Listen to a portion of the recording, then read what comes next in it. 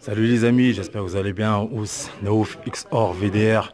Donc voilà, donc j'ai mis une petite vidéo sur deux solutions qu'on peut trouver sur ma page YouTube. Donc la situation lorsque nous sommes agressés vis-à-vis un couteau, comment ça se passe? Donc il y a la première phase qui consiste à se libérer d'un danger. Donc c'est le système OOD. Lors d'une attaque ou d'une agression. Sur ce projet de OOD, vous allez voir beaucoup de combats, beaucoup de couteaux dans la vie réelle. Et les choses à ne pas faire. On va commencer par celle-ci. On voit clairement que l'homme en blanc il se met en position défense, ce qui c'est pas la bonne chose à faire puisqu'ils ont tous les deux couteaux. Donc la meilleure défense, soit la fuite, soit se mettre derrière un véhicule le temps que les agents de police puissent arriver. C'est la meilleure défense qu'il puisse avoir, surtout lorsqu'il est blessé. Là, on peut voir clairement, il est un peu étourdi, mais il essaie de se débattre un petit peu, entre parenthèses, mais voilà. Il a été sauvé entre parenthèses. Donc, le sol, c'est quelque chose vraiment qui n'est pas, pour ma part, il n'est pas quelque chose de envisageable. Lorsque vous êtes vous trouvez vis-à-vis d'une personne qui pratique les arts martiaux, vous prend le pied, les chevilles, la première cheville, deux chevilles, et il vous laisse sa vie comme ça, il peut partir.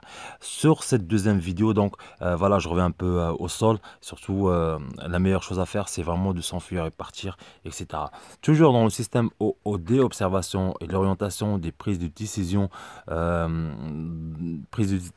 par rapport à n'importe quelle situation, elle peut se faire. Et comme je vous ai dit, il y aura beaucoup de vidéos et on va parler, il y aura des personnes qui vont parler. Là, on peut voir clairement qu'il y a une personne qui était en blanc, qui est déjà blessée par rapport à la main. Donc, il saigne un peu. Donc voilà, donc ça on peut voir.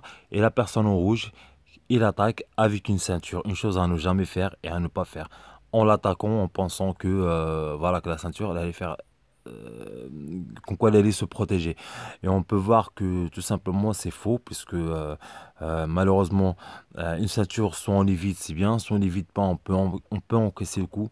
Mais lors d'un couteau, il suffit que un angle, on vise un angle et on peut l'atteindre. C'est ce qui s'est passé à l'instant. Donc, parce que le couteau dans la rue, ça va très, très, très vite.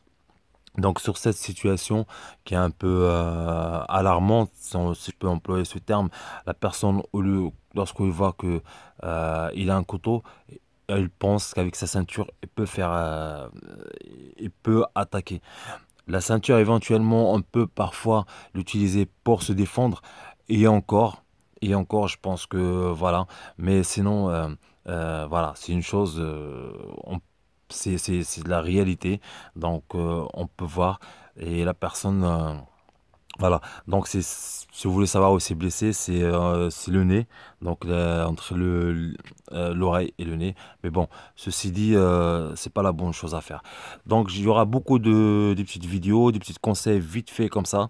J'espère que ça vous a plu. Donc, amis d'arts martiaux, faites attention, abonnez-vous. Il y aura beaucoup de surprises. Ous! Merci à vous.